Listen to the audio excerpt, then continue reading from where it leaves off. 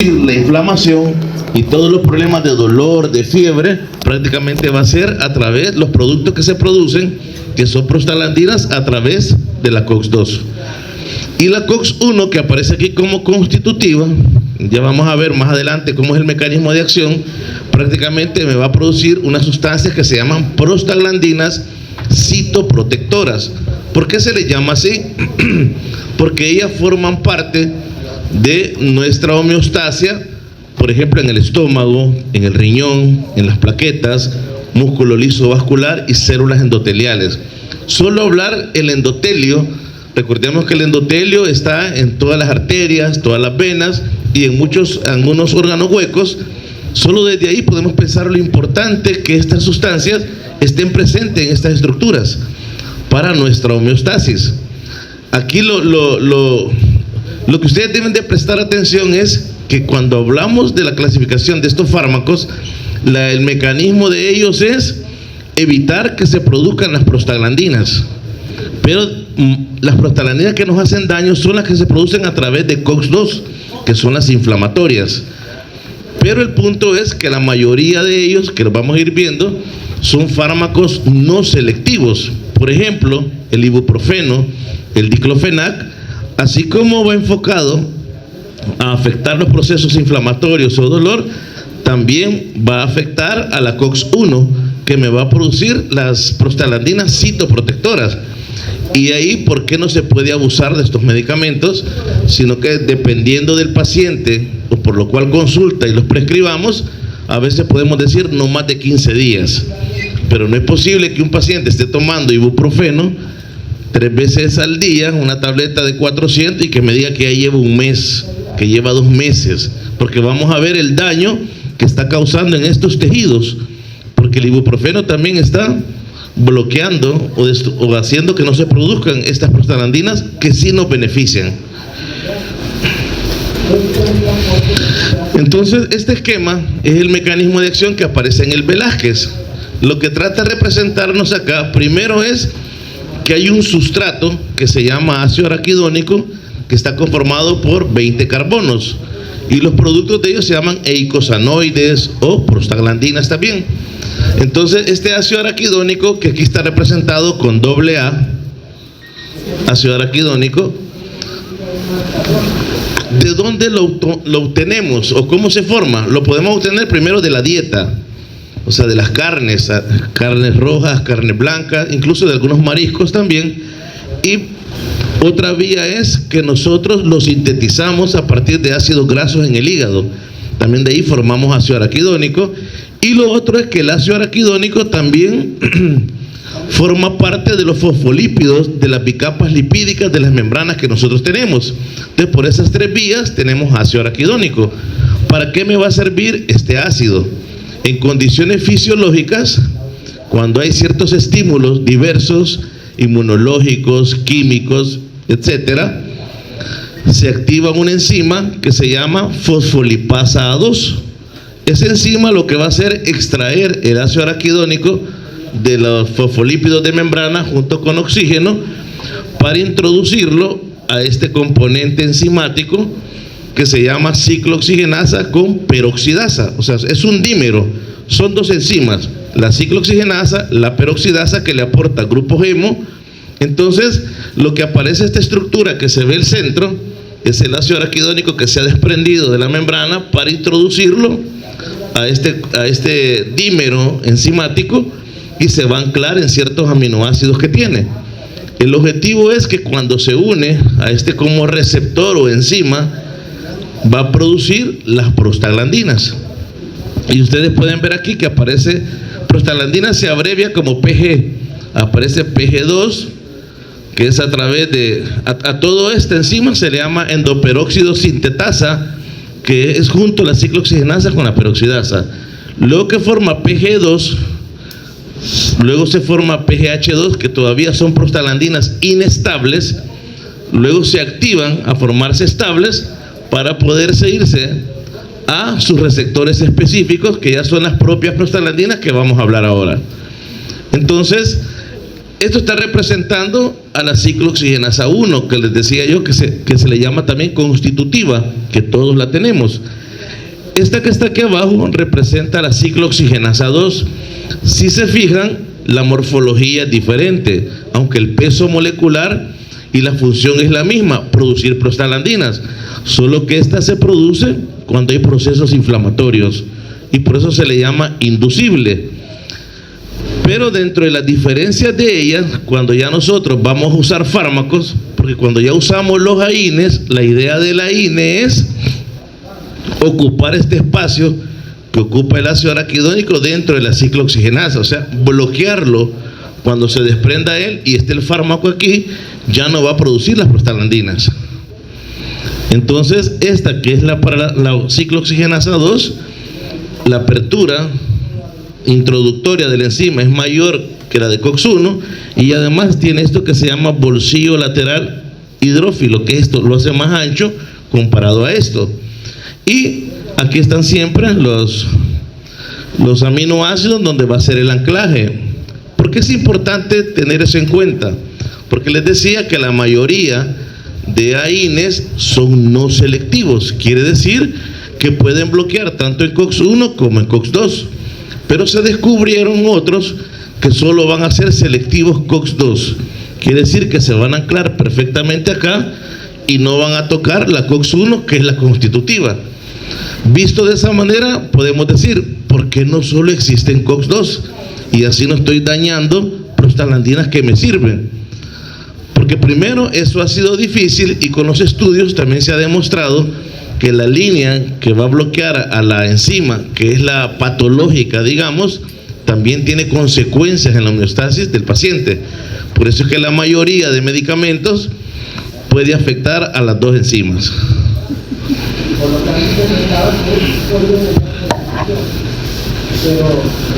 Y aquí pues este es otro esquema, un esquema para que ustedes también se hagan la idea. Aquí está la bicapa lipídica o la membrana donde se extrae el ácido araquidónico, que es esta estructura que está acá.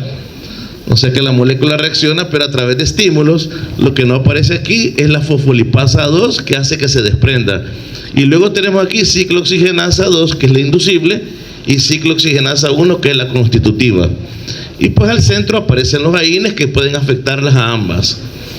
Claro, cuando afectamos la COX-1, vamos a evitar que se produzcan estas prostaglandinas, la E2, la I2, que es la prostaciclina, y el tromboxano A2, que está en la plaqueta, que es el que genera la agregación plaquetaria.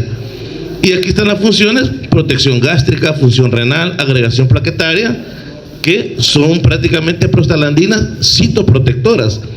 Si bloqueamos a la 2, como son prostaglandinas inflamatorias, ahí sí, lo que vamos a bloquear es inflamación, dolor, fiebre y vasodilatación a través de la prostaglandina E2. Este esquema es similar. Ustedes pueden ver que de la constitutiva, tromboxano A2, la I2, E2, que son funciones fisiológicas, y allá tienen que ver con procesos inflamatorios.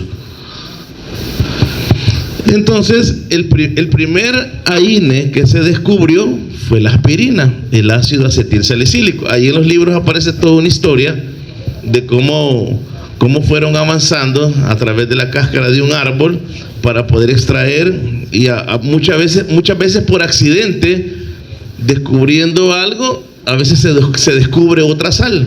Entonces se determinó que esta sustancia bajaba la fiebre. Y luego empezaron a analizarla mucho más y vieron que tiene esos efectos farmacológicos como antipirético, antiinflamatorio y analgésico. Y también lo antiagregante plaquetario. Entonces prácticamente la aspirina o el ácido acetilsalicílico es como la plantilla, el prototipo, el primer AINE que se descubrió. A partir de él se han ido descubriendo todos los que conocemos: el ketorolaco, indometacina, ibuprofeno, ¿cómo se llama? Meloxicam, piroxicam, todos ellos. Entonces parte de que les quiero enfocar acá, que presten atención, es, fíjense, su acción es principalmente periférica y de mediana intensidad, eficaz en dolores poco intensos, somáticos, no viscerales. ¿Por qué hago hincapié en esto? Porque muchas veces nos puede doler, por ejemplo, el colon. El colon es una víscera hueca Y podemos tomar un ibuprofeno, podemos tomar un diclofenac, pero no del todo nos quita el dolor, porque hay fármacos específicos para ese músculo liso de ese intestino, por ejemplo, o de esa vesícula. Entonces, dice, somáticos no viscerales y no producen habituación ni dependencia física, es decir, no como otros medicamentos que vamos a depender de ellos y se crea una adicción, ¿verdad? La acción antiinflamatoria de estos AINES a partir de la aspirina es inespecífica y sintomática, y su mecanismo, pues como les decía anteriormente, es la inhibición de la síntesis de eicosanoides o prostaglandinas. Entonces, imagínense, allá por el 71, estos científicos, Vane y colaboradores, determinaron que la aspirina y la indometacina inhibían la producción de prostaglandinas. Entonces, ellos vieron que ese era el mecanismo principal, entonces vieron que tenía efecto antiinflamatorio y antipirético. ¿Por qué? Porque inhibían las isoformas de la ciclooxigenasa. De hecho, de la ciclooxigenasa, también la literatura te menciona que existe una COX-3 a nivel central. O sea que está la COX-1, COX-2 y COX-3, que también sería una ciclooxigenasa, digamos, inducible.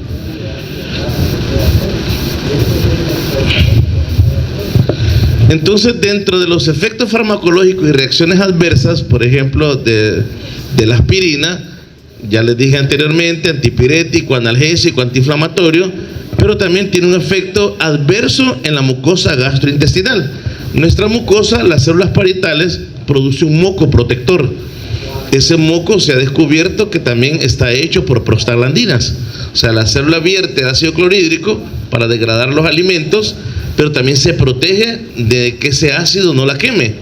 Entonces, el abuso o el uso indiscriminado de estos medicamentos puede producir la gastropatía por AINES, porque va a inhibir la síntesis de prostaglandina I2 y la E2, que forman parte de ese moco protector.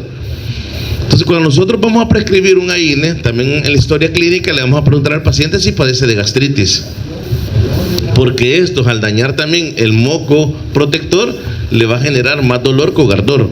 Y recordemos que a ese nivel el ardor es quemante en el estómago por el ácido clorhídrico. Entonces, esos serían los efectos adversos.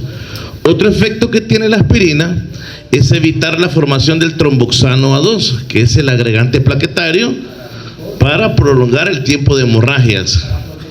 Y luego en la función renal, cuando hablamos de prostaciclina, debemos de tener claro que estamos hablando de una sustancia vasodilatadora en el endotelio, porque ahí tenemos la prostaciclina en el endotelio. Como les decía anteriormente, todos los vasos sanguíneos, arterias y venas tienen endotelio, y ahí también está el óxido nítrico, que también es un vasodilatador.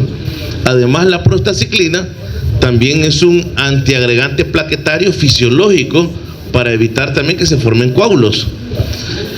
Entonces, si nosotros estamos bloqueando la síntesis de prostaglandinas, nos estamos llevando a la citoprotectora, también vamos a disminuir la cantidad de prostaciclinas que son importantes en estos órganos. Entonces, la disminución de prostaglandinas vasodilatadoras produce la reducción del flujo renal sanguíneo y por lo tanto la tasa de filtración glomerular. Eso estimula la retención de sodio y agua, y en personas sensibles puede haber una nefropatía. Y ahí lo importante, no solo por la gastritis, que alguien llegue y que diga, mire, yo he tomado ibuprofeno y ya llevo 20 o 30 días. Entonces hay que suspenderlo, evaluar al paciente y ver qué tipo de analgésico o medicamento le vamos a dejar. Entonces, por eso van a oír ustedes que si alguien toma mucho de estos fármacos, va a dañar los riñones, sí, porque está evitando la producción de prostaciclina. Y luego, pues, otros efectos, como toda sal, mucha gente puede ser hipersensible o alérgico a este tipo de medicamentos, ¿ve? Y luego aquí este esquema también aparece en el Velázquez sobre la gastropatía, para que ustedes vean el daño hasta dónde puede llevar del consumo o del abuso de estos fármacos. Lo que se va a manifestar va a ser como dispepsia, epigastralgia, erosiones mínimas, gastritis y lo más grave hasta úlceras sangrantes, el uso continuo e indiscriminado de estos medicamentos. Por ejemplo, voy a poner un ejemplo. Muchas veces muchas señoritas a veces se preocupan cuando ya vamos aprendiendo de fármacos, porque muchas toman, por ejemplo, ibuprofeno para el dolor menstrual, o pueden tomar diclofenac. Cualquiera INE puede funcionar, pero está demostrado que el ibuprofeno tiene más afinidad por el tipo de prostaglandina que ahí se eleva. Muchas no toman nada para el dolor. Yo sé que va a depender de cada persona el tipo de dolor que tenga y las complicaciones que pueden dar, pero ayudarse cada mes 1 o 2 días, eso no le va a generar un problema como el que estamos hablando. Diferente que sea continuo, pero aunque tome, vuelva a tomar esa cantidad, tampoco le va a afectar. Entonces vean ustedes que el uso indiscriminado va a crear una lesión microvascular y una lesión epitelial. O sea, estamos hablando a nivel microscópico. Imagínense que la disminución de prostaglandinas va a llevar a un aumento de leucotrienos, que son otros proinflamatorios, aumento de citocinas. Eso va a aumentar la expresión de células de adhesión, la adherencia a neutrófilos, va a haber éstasis sanguínea, isquemia microvascular y liberación de radicales libres, que al final se va a manifestar de esta manera. Por el lado de lesión epitelial, miren esta parte de acá: efectos mediados por inhibición de la COX. Aumenta la secreción de ácido, disminuye la secreción de moco, disminuye la secreción de bicarbonato, que también amortigua la acidez, disminuye el flujo sanguíneo mucoso y disminuye la proliferación epitelial, y va a dar esto también. Y aquí tenemos también que disminuye el metabolismo oxidativo. Claro, todo eso va a ser con el uso continuo, porque hay mucha gente que a veces se acostumbra tanto que ni le duele algo y dice: por si me llega a doler, o anda un montón de pastillas, porque a veces nos obsesionamos. A veces el problema es mental y a veces sí hay dolor. Hay gente que somatiza, pero a veces sí hay dolor, pero hay que ir donde un médico para que investigue qué es el dolor y cuál es el tratamiento más idóneo. Pero como en este país usted con el dinero y sabe un nombre, usted lo compra en cualquier farmacia, entonces la gente se bombardea de muchos de estos medicamentos y esas son las consecuencias. Entonces, volviendo al ácido acetil salicílico, que es la plantilla, pues decirles que prácticamente se absorbe rápidamente en el estómago, en la porción superior del intestino delgado. Las esterasas también juegan un papel importante a nivel del duodeno para la absorción de este ácido débil. Y ¿cómo se llama? Se absorbe los tejidos y la sangre. El mecanismo de acción, como ya lo mencionamos, es un inhibidor de la COX-1 y COX-2. Entonces, pero generalmente aquí viene algo importante que quiero que les quede claro cuando les decía por qué la aspirinita para niños la usan los adultos.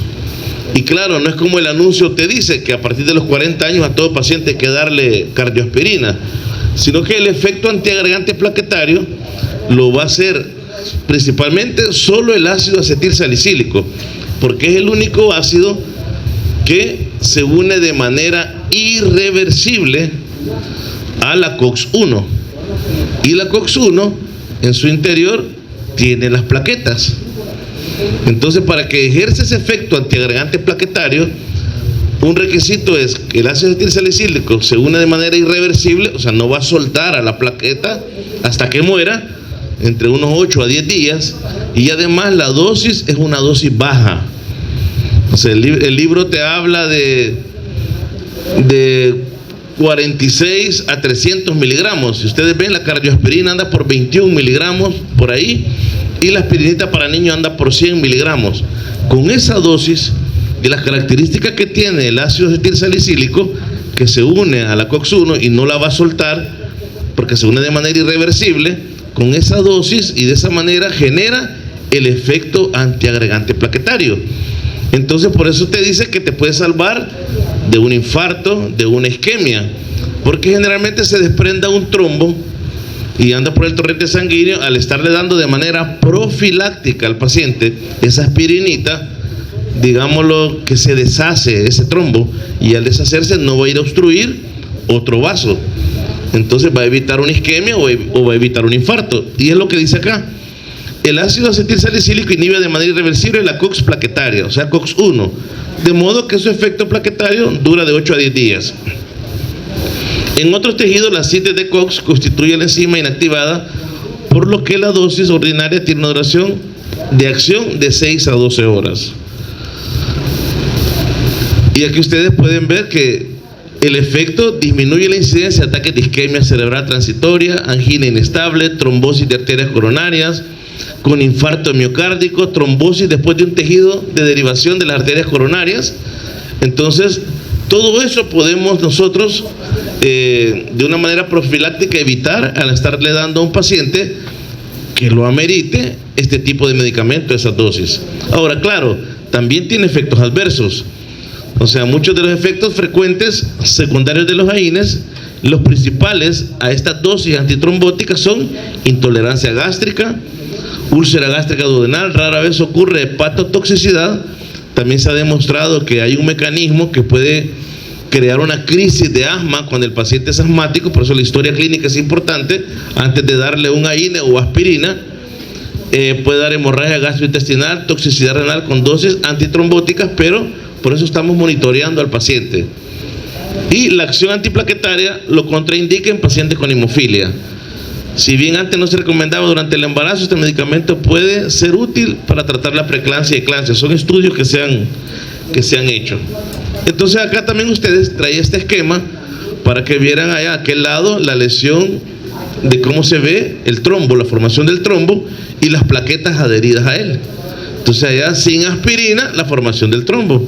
Luego acá, con aspirina, prácticamente los mecanismos que hemos hablado, a través de la COX-1 activa, va a, ¿cómo se llama?, a bloquear la tromboxano A2 para activar evitar el efecto plaquetario. Y luego acá tenemos también, con la aspirina como bloquea la COX-1 y la síntesis de tromboxano A2.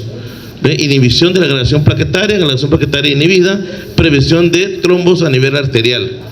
O sea, esa es la idea. Por eso es que se deja la aspirinita o la cardioaspirina. Pero también ustedes van a ver cómo el mercado, la aspirina, por ejemplo, imagínense cómo es el monopolio del mercado, porque la misma Bayer hace la aspirinita para niños que viene 100 miligramos. Esa anda costando como, imagínense, como $6 las 30 aspirinitas. Y la cardioaspirina, unas 30 te cuesta como $14, porque ya la gente enfoca que va para el corazón, el envase, al final es lo mismo. Entonces, porque es una dosis que voy a evitar un efecto antitrombótico. Luego tenemos el otro medicamento que se usa bastante, que es el paracetamol o el acetaminofén.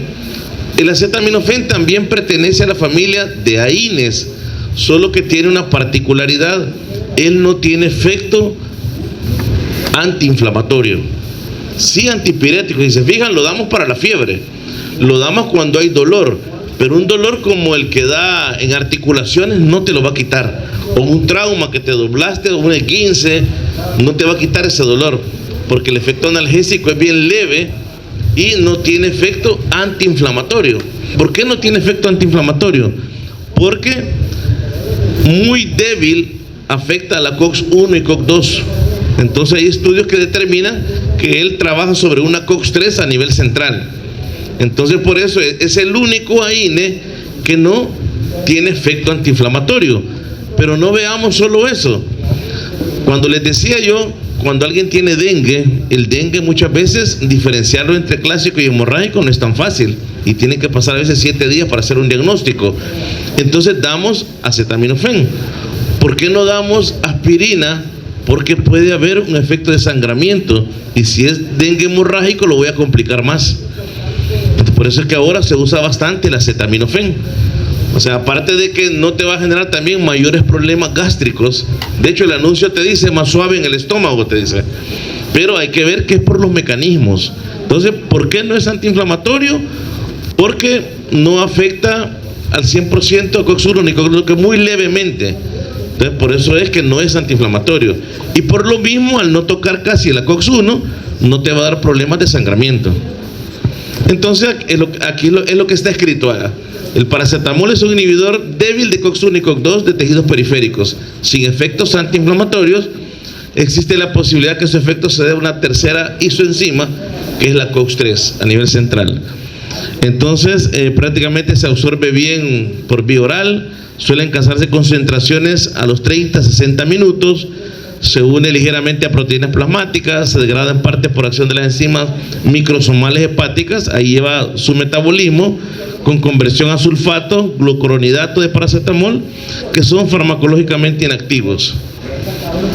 Ahora, me voy a adelantar acá. Aquí hay algo interesante del acetaminofén también, de que a pesar que lo usamos a diario y en todo el mundo y desde recién nacidos, también el acetaminofén tiene un metabolismo a nivel hepático. Entonces ustedes aquí pueden ver en este esquema que aparece su eliminación, que está en azul: excreción biliar, bajo porcentaje, conjugación con cisteína, excretado sin cambios, y luego la parte en el hígado, que es la biotransformación, que está en rojo. Van a ver que por glucuronoconjugación es el 40-70%, la sulfoconjugación 25 al 45%. Entonces, producto de ese metabolismo va a derivar un metabolito, que es esta estructura que está acá, un metabolito tóxico que se llama ácido parabenzoquinoneimida. Este ácido, para poderse eliminar y no dañar al mismo hígado, en las fases de los ligandos endógenos que produce el hígado, que produce glutatión, el glutatión se une, niveles de glutatión fisiológicos a dosis terapéutica, se une al metabolito para poderlo excretar. Pero ¿qué es lo que sucede? Porque también si abusamos de acetaminofén, está escrito que nos puede dar una hepatopatía centrolobular, podemos dañar el hígado, pero van a ser a dosis grandes. Entonces, si nosotros sobrepasamos la dosis, por eso ya está determinado que tratar de imitar lo fisiológico, así vamos a dosificar. Si nosotros sobrepasamos la dosis de acetaminofén, se va a producir más metabolito tóxico y el hígado no va a alcanzar a producir suficiente glutatión y el metabolito queda libre y va a ir a dañar el hepatocito. Entonces, eso es lo que aparece acá. El metabolito se combina rápidamente con glutatión, formando conjugados no tóxicos, eliminados por la orina. Cuando la formación del metabolito supera la del glutatión, se une a proteínas intracelulares del hepatocito y causa toxicidad. La vida media del paracetamol es de 2 a 3 horas y esta casi no afecta por la alteración de la función renal. Ahora aquí viene abajo. Aunque se dice que es equivalente a la aspirina como analgésico y antipirético, el acetaminofén difiere que carece de propiedades antiinflamatorias, por lo que les decía, y de inhibición plaquetaria. Entonces no modifica las concentraciones del ácido úrico. Ojo acá, no se recomienda dosis mayores de 4 a 6 gramos al día. Generalmente el acetaminofén es de 500 miligramos y a veces lo dejamos cada 6 horas. Entonces podríamos tomar 4 en el día. Estamos hablando de que sería 2 gramos. Y aquí dice dosis tóxica, digamos 4 a 6 gramos al día. Ahora, la ingestión de 15 gramos al día sí puede ser letal. 15 gramos, estamos hablando 30 tabletas en un solo día. Ahí solo que alguien quisiera intoxicarse o suicidarse con acetaminofén se tomaría 30 tabletas en un solo día. Pero lo que va a lograr es dañar el hígado, una hepatopatía grave con necrosis centrolobular, que también puede afectar la función renal. Entonces, claro, en los niños también esto es bien vulnerable, porque muchas veces las mamás se preocupan que la fiebre sigue y le puede duplicar la dosis. Entonces, pero ahí lo mejor es comunicarse con el médico para qué recomendación le puede dar. Ahora, dentro de los AINES, ustedes van a ver en el libro, aparece una gran cantidad y muchos aparecen como derivados de algunos ácidos. Aquí, por ejemplo, del ácido acético aparecen los indolacéticos, indometacina, etodolaco, de los pirrolacéticos, el ketorolaco, que ya lo han oído ustedes, fenilacético, diclofenaco y naftilacético, nabumetona. El diclofenaco, si se fijan, todos al final van a inhibir la síntesis de prostaglandinas. Pero dice que posee una potencia comparable a los derivados del ácido propiónico. Del ácido propiónico deriva el ibuprofeno, o sea que tiene una potencia comparable el diclofenaco con el ibuprofeno. Posee cierta especificidad para inhibir la COX-2. Se acumula en el líquido sinovial, es decir, por eso es que en articulaciones o dolores articulares funciona muy bien, se metaboliza en el hígado por la CYP2C y después de sufrir glucuronidación y sulfación se elimina un 65% y 35% por la bilis. Los efectos gastrointestinales de la mayoría de ellos los comparten todos.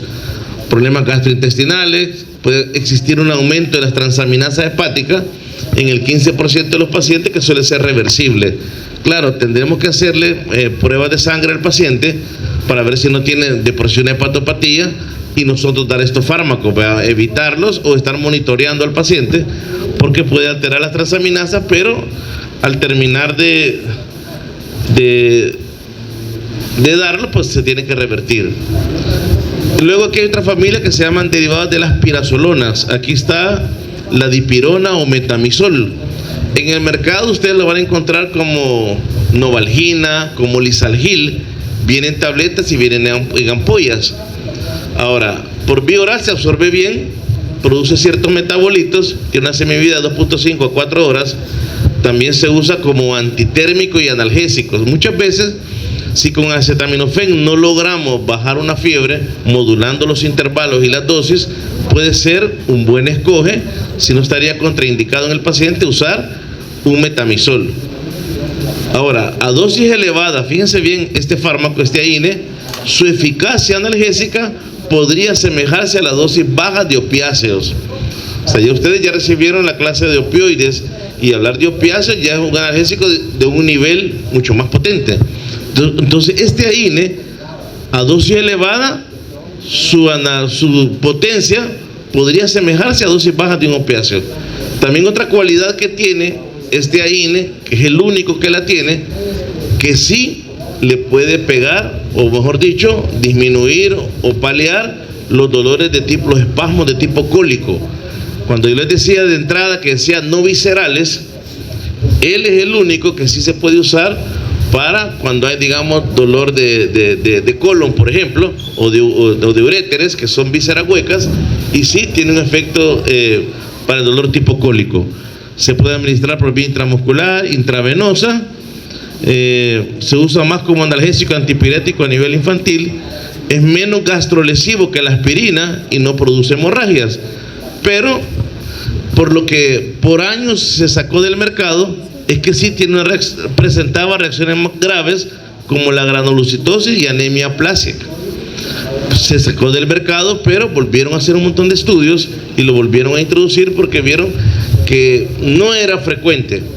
Entonces no era frecuente, pero obviamente no se usa como el acetaminofén para bajar la fiebre, sino que sería como un segundo escoge si por el otro fallara. Y tenemos otros, ¿cómo se llama? Tenemos otros AINES, por si tuviéramos miedo de los efectos adversos que pudiera presentar, ¿verdad? Y luego vienen los inhibidores de la COX-2, que ya son específicos para la enzima que le llamamos inducible. O sea, de estos, aquí dice que se tiene reciente disponibilidad, pero ya tiene varios años de que se están usando. Son muy eficaces como antiinflamatorios en el tratamiento de enfermedades reumáticas. No presentan los efectos adversos de los AINES clásicos, es decir, de los que toca la CLOX1, puesto que no la inhiben, y en general no se dispone todavía de suficiente experiencia y sus indicaciones y reacciones adversas. Aunque cuando se saca un medicamento, usted va a recibir una clase de desarrollo de medicamentos, de investigación. Les decía que cuando se descubre una sal, pónganle, se tienen 2000 sales y todas las pruebas que tienen que pasar, probablemente una o dos logren la eficacia y pasar todos los filtros, ¿verdad? Pero eso puede tardar hasta 20 años. Entonces todos los estudios que se hacen en animales, en humanos, ya para lanzarlo al mercado. Pero han habido medicamentos como algunos de estos, salud, o otro que ustedes ya lo vieron, que se llama talidomida, que presentó efectos teratogénicos después de tantos años de usarlo, que en los estudios no lo habían detectado. Entonces estos fármacos también, algunos presentaron riesgos cardiovasculares y se sacaron del mercado. Entonces dentro de los AINES COX-2 están estos que se llaman Oxycan, el meloxicam, sulfonilida, nimesulida, indolacéticos, etodolaco, y muchos que es más fácil aprenderlos porque lleva este término coxib, celecoxib, rofecoxib, etoricoxib. Entonces, estos metales que son para COX-2. Ahora, el costo es mucho más caro. Son más selectivos para el problema que quiero evitar, el que me está produciendo dolor o inflamación a través de la ciclooxigenasa inducible. Pero dice que existe controversia sobre riesgos cardiovasculares de estos fármacos 2. Es lógico extremar la precaución hasta que se disponga de nueva experiencia. Entonces, lo que la agencia europea lo que señaló es que estos están contraindicados en pacientes que han padecido isquemia o ictus. El etoricoxib además está contraindicado en la hipertensión no controlada. Entonces, como norma general, estos fármacos tienen que ser utilizados con precaución en pacientes con riesgos cardiovasculares y emplear la menor dosis efectiva durante el menor tiempo posible. Entonces, si funcionan, pero hay que tener cuidado en ello. Ahora, son muy buenos incluso pacientes que ya tienen ciertas gastropatías, pacientes que no han tolerado los otros fármacos, funciona muy bien. Como les digo, el costo es mucho más caro. Y como dice arriba, al parecer los efectos adversos renales de los AINES se deben a una inhibición selectiva de la COX. Por lo tanto, los inhibidores selectivos de la 2 también podrían producir efectos renales. Se recomienda no usar fármacos en pacientes con insuficiencia cardíaca congestiva, hipertensión, ya que pueden producir retención de líquidos. Y luego estos son el esquema que aparece en el libro como ideas centrales de resumen, ¿verdad? Los AINES bloquean síntesis prostaglandinas. Los no selectivos son muy eficaces como analgésicos, antipiréticos, antiinflamatorios, pero provocan reacciones adversas gastrointestinales, renales y sobre todo la coagulación al bloquear la COX-1. Los COX-2 no afectan a la 1 y no producen tantas reacciones adversas, pero carecen del efecto antiagregante y la experiencia con ellos es escasa. Y el paracetamol no es antiinflamatorio. Claro, si el COX también abusamos de los COX-2, también pueda que en un momento afecten a la COX-1. Y luego este esquema también aparece en el Velázquez para que ustedes vean el grado de selectividad. En la flechita que aparece horizontal abajo, si ustedes ven, COX-1 aparece naproxeno, ibuprofeno, diclofenac, y luego si me voy para la izquierda, ya celecoxib, rofecoxib. Entonces eso me está dando el grado de selectividad que tiene en la medida que se va acercando a cierta enzima que va bloqueando, así van a ser los riesgos. Por COX-1, riesgo gastrointestinal, que ya lo hablábamos porque afecta prácticamente las prostaglandinas citoprotectoras del moco gástrico, pueden haber hemorragia, complicaciones de úlcera, y a través de COX-2 va a ser a los trombos en riesgo cardiovascular, porque ya está determinado que pacientes que ya tienen antecedentes deberíamos de evitarlos. Y las reacciones adversas, pues en el libro les aparece, como les digo, de manera general las gastropatías, claro, problemas renales, pero muchos de las sales de que derivan cada fármaco muchas veces tienen sus propios efectos adversos. Por ejemplo, las pirazolonas que aparecen ahí causan toxicidad hematológica grave, de la que hablábamos de la dipirona, agranulocitosis y anemia plástica, aunque con escasa frecuencia. Los derivados del ácido propiónico presentan una buena relación beneficio-riesgo. Ahí está el ibuprofeno.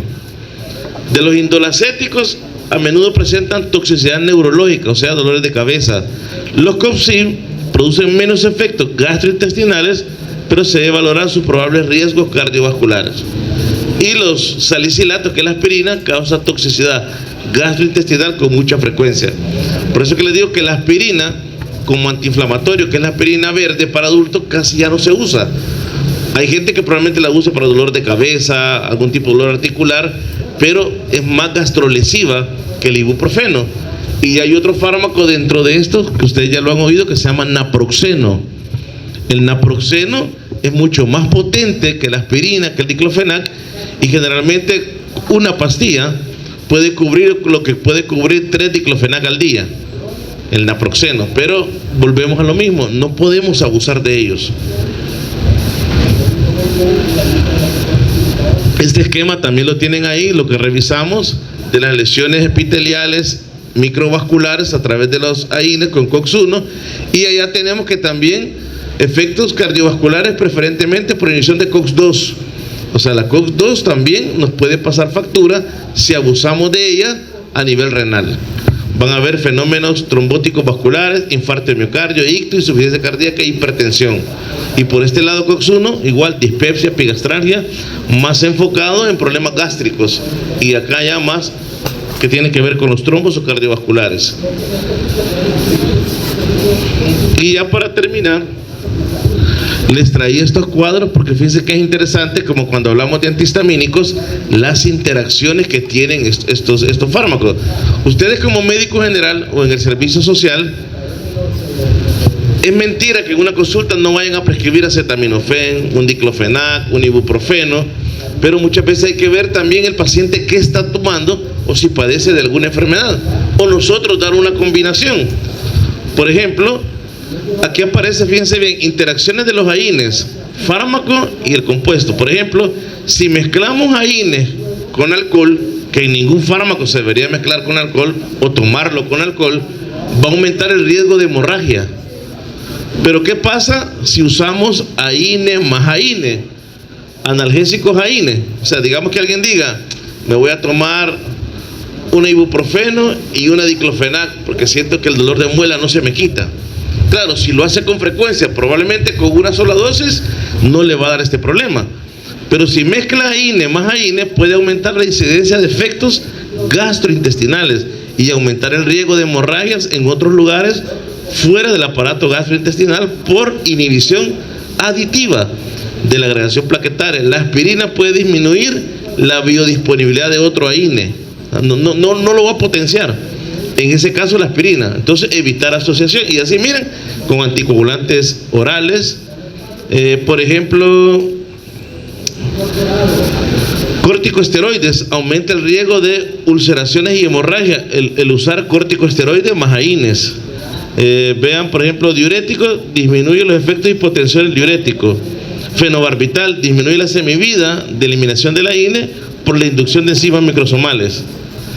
Y quiero que vean acá también este otro. Espera.